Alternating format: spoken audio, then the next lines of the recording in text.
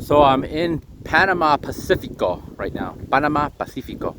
And there's an old Air Force base, which is an airport now, which is actually working. So there's flights to Ecuador and Colombia and Venezuela. And I think there's one other country, I can't remember right now. And I'm just up on top of this hill here with a really good view of the new apartment buildings, condos right here. All this.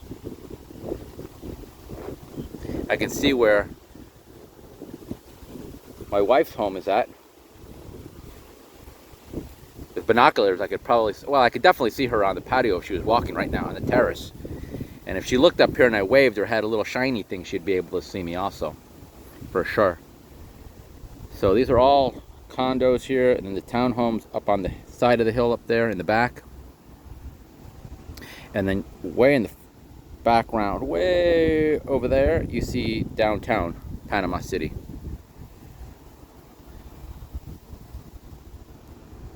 The entrance to Panama Pacifico is over there in that direction. So you would come from downtown, cross the Bridge of the Americas, and then you come in this way, like this. These are all corporations all through here, in here, and businesses. And then in that direction, west, because I think that's west, because east, the sun is over my right shoulder right now, is more residential and residential homes and stuff like that.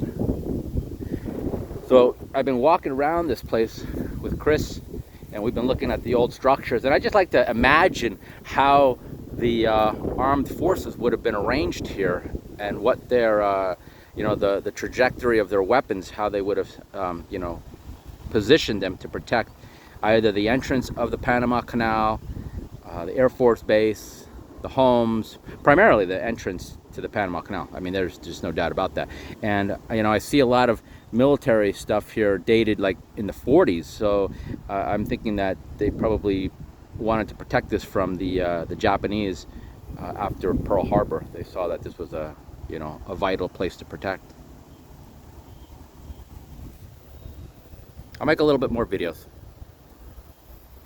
So now I'm facing where I came in, and I'm assuming there probably would have been some flags here for the wind. So a helicopter, this could have been a helicopter landing spot right here.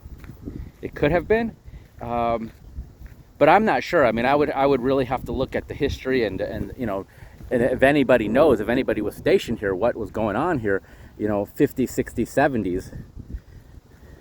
I don't think I'd capture anybody that remembers this in the 40s, But if you'd been stationed here or lived here in the 50s, 60s, 70s, 80s, then you would know, okay?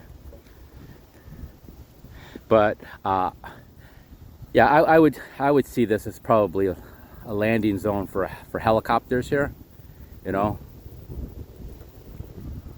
Maybe some air defense, but I'm not sure.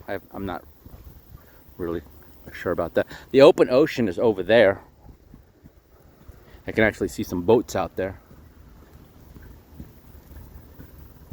And as I walk down here, you imagine, a couple of squads being here, doing whatever they do. I mean, what did we do in the military? Wait around and do a lot of nothing. Train, you train. And you sit around and do a lot of nothing. And wait. So as I see all these structures, I wonder, why have they not been demolished? Why have they not been rehabbed? I'm thinking the main reason they probably don't rehab them is because they might not be to code to the updated, earthquake, foundations or footings or whatever, structures, and so it costs more to do that. But I'm also curious why they don't just demolish them, level them. That, I'm sure, is cost also. But you wonder, it's like, what, they could do little by little, Of course, where do you put all this garbage at, Now this now is a planned community, from what I understand, for many, many decades. So, these could end up being fill underneath new buildings, right? They could be. They could also have toxic materials in them. They could have asbestos in them. But maybe not, because I mean there really is no insulation in them. And asbestos is usually used for like insulation and like to wrap pipes and stuff like that. And there is, you know, first of all, there isn't any what do you call it, like cellars or basements, you know, so there's no insulation underneath. I mean, there could be, and I'm just not seeing it. Yeah, that could be the case. And I'm also surprised that all this metal, all this aluminum is still here.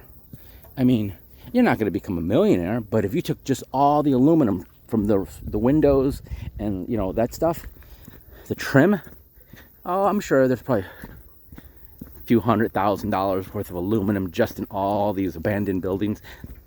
That, what we just saw right there, that's like tiny buildings. For you guys that have been stationed here, you know that there's many 2- and 3-story living quarters. I mean, huge communities, probably thousands of homes, and they have all that aluminum in there. So I'm surprised it's still there. I mean, I'm sure you can't get it out of here. So and it's a guarded, protected community. So to get in and out, and they see you with a truck full of aluminum, of course they're going to stop you. You can't do that, you know. But you know, if it was coordinated with the owners and the government and all that stuff, it just surprises me that it's still here. Anyways, I'm walking back downhill. This is a trail. You kind of imagine, well, what kind of vehicle would come up this way, you know? You know, of course, in the late 80s, early 90s, it'd be Hummers and stuff like that. But before that, probably Jeeps and, you know, other, deuce and a half and stuff like that. But I like to imagine what was here. And so I'd like to see some videos. Right now, it's the dry season. I've never been here during the dry season. It's warm. It's definitely warm. If you don't like the heat, don't come. But if you can acclimatize, and it's not too bad. It's pretty nice in the shade. It's around 9:30 in the morning right now. It hasn't rained at all since I've been here for a little over a week. The evenings and the mornings are cool. Nighttime is really nice, actually. It's a great time to be out. The humidity is low, so that's nice too. Not a lot of mosquitoes. I'm sure they spray though for that. Not a lot of mosquitoes and a lot of bugs.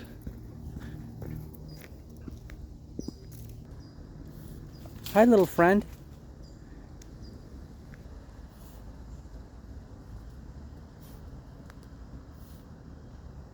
Hey, buddy. I see you. All right, I'll leave you alone. Keep eating. I assume that you're eating insects out of that dead log right there. So you keep eating the insects, okay? Have a good day. All right, so I came off the hill. And I'm going to go down this path here, another path. And I'm going to show you some more stuff. Stay with me. All right, so I'm walking and I see this dirt here. And I'm like, oh, that must be an animal trail walking through there. And then as I get a little closer, I stop and I see that it's the leaf cutting ants here. And you can see that, oh shit, motherfucker, get away from me. Big bug. I don't want to mess with him. And you can see the path they come. I mean, they really make a path right through there. I mean, it's very, I mean, you don't need to be too observant to realize, even if these ants were not here, that there's a path right from one side of the street to the other side. Sorry about the shadow, folks. I hate when shadows get into the videos. All right, so we're getting a little closer to what I really wanted to show you, and probably I might even edit this video so I'd primarily just show you the second part. But here's another building, address 1010. Yeah, 1010. Don't know what it is, don't know what it was, but it sure would be cool to hear from some of the soldiers that were posted here and say, yeah, I remember. I imagine this was like a training site here, you know, where maybe a couple squads or a squad would sit and do some training. who knows, you know, or maybe where they kept some vehicles or something like that. Path continues that way. There's a helicopter that's coming in. What is that? It's a beautiful sound. God, I love that sound. Sounds like an old Huey.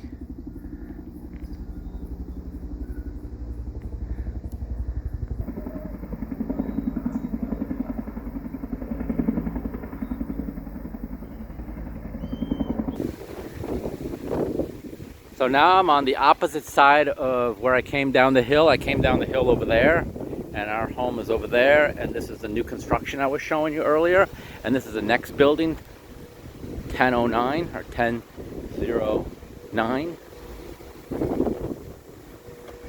The exit to the community is out that road, so pretty much where I'm headed right now. And you can see the new construction here, new condos.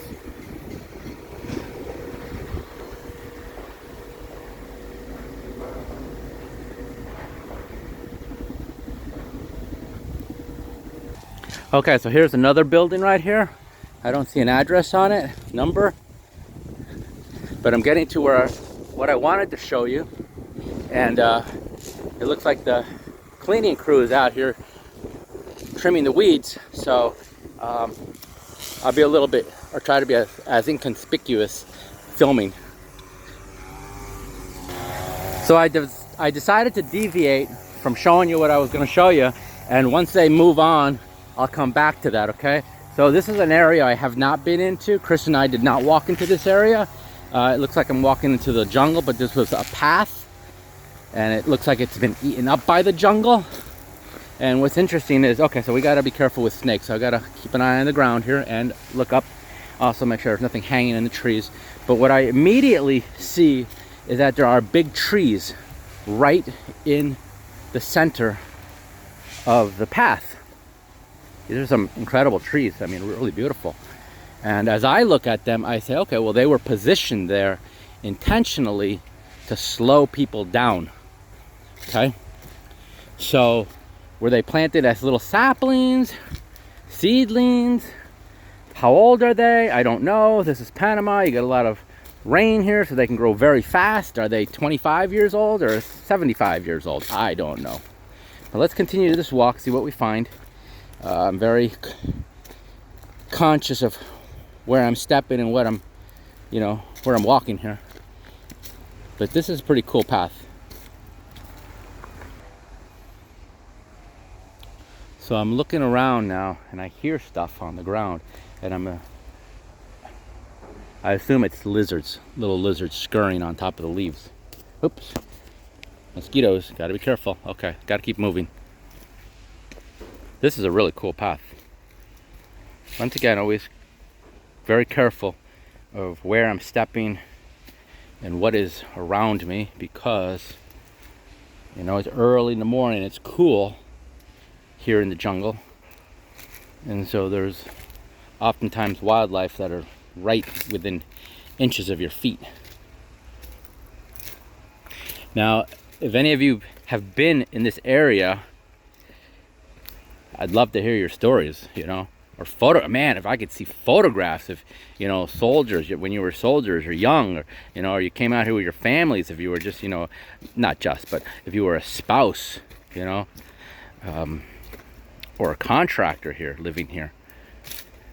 So hopefully this will get out to folks, and, you know, we can share some stories. Okay, so something just ran out front. It looked like the size of a skinny coyote, tall skinny coyote. So it was probably a deer. Let's see if I can walk up on it still and we can see it. It ran out from the brush right about here, about 10 feet away from where I'm at right now, onto this trail here. That might have been what I heard, actually, instead of the what I thought might have been a lizard. Is the hoof. Yeah, so it was right in here, and it came out this way. So let's see if we can find it.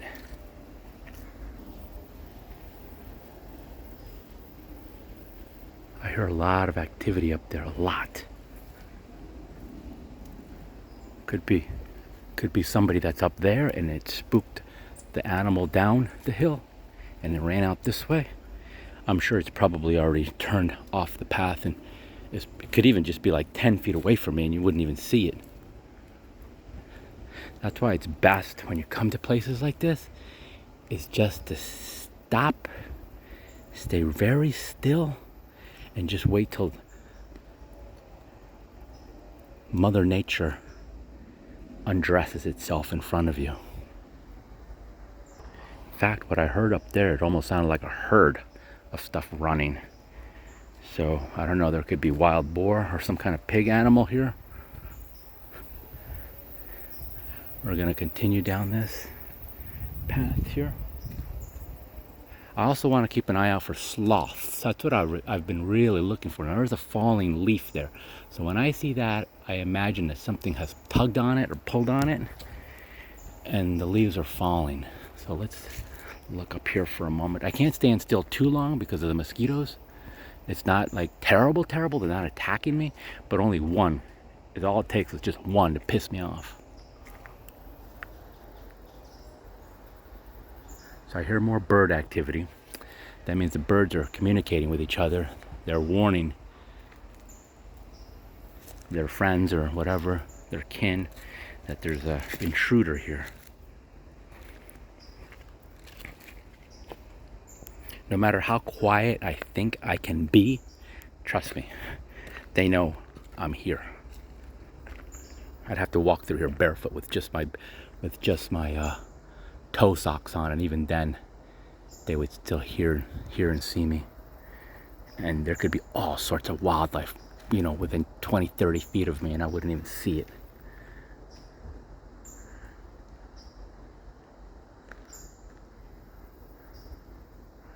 Sometimes I look and I see the termite nests, or some kind of, there are these dark nests that are in the trees, and I think it's a sloth looking back at me until I realize it's just a nest. All right, so I'm going to turn around here. I've probably walked about 200 meters in or so, and the reason I'm turning around is because the mosquitoes or whatever are starting to piss me off on my legs. They're not bad, but they're irritating, and I can come back another day with long pants on and insect repellent on. All right, so I'm coming out of the jungle now. There he is. There's that deer. There he is. Oh my God, there he is. There he is. He was coming down the path right toward me.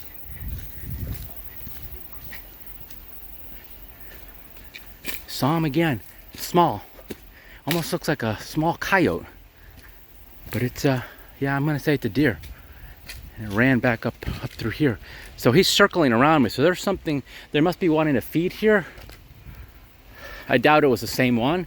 What I probably heard was the herd up on top there, circling around me, trying to avoid me. And since I wasn't talking and stuff like that for a little bit, they felt that they could walk back down onto this path here. If it wasn't for the mosquitoes, I would just stand here, sit here really quietly, even 10, 15, 20 minutes. And I'm sure they would come back right onto the path. The deer. I'm pretty sure that was a deer. I don't know what other animals looks like that. Small, little grayish, almost a black deer.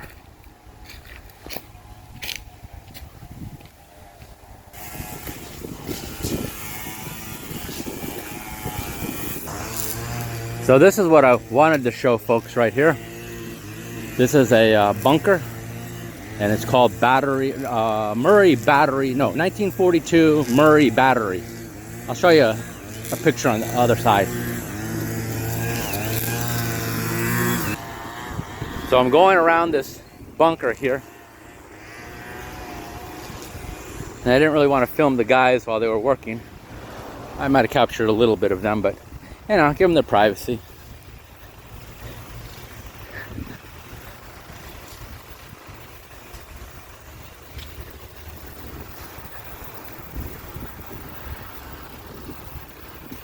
There's the exit of the community right there.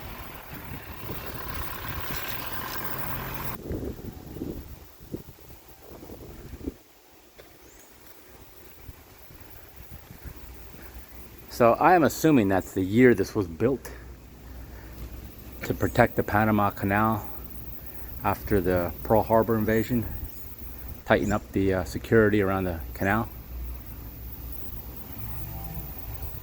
1942, Battery Murray. And I imagine, I could be wrong, that probably had artillery here, and so then they can pull it out in the direction of the canal, which is, I think, in that direction right there, and then also the beaches, which are over there on that side.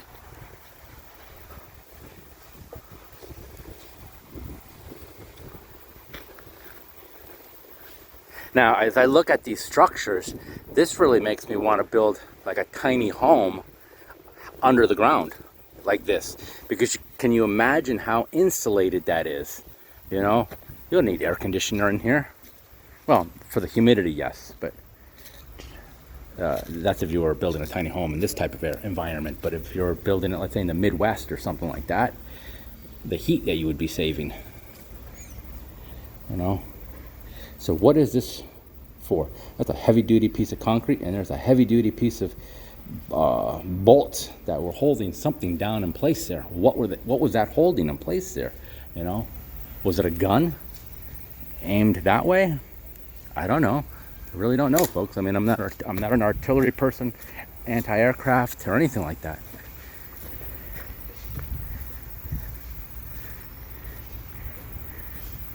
All right, folks. It's the end of the video, pretty much.